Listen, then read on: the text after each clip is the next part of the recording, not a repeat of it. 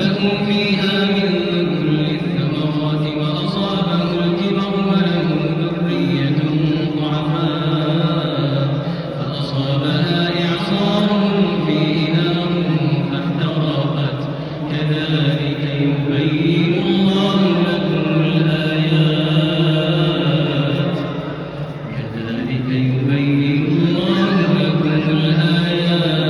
لعلكم تتفكرون.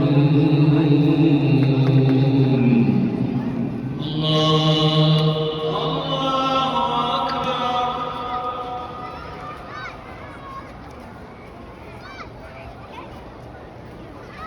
سمع الله لمن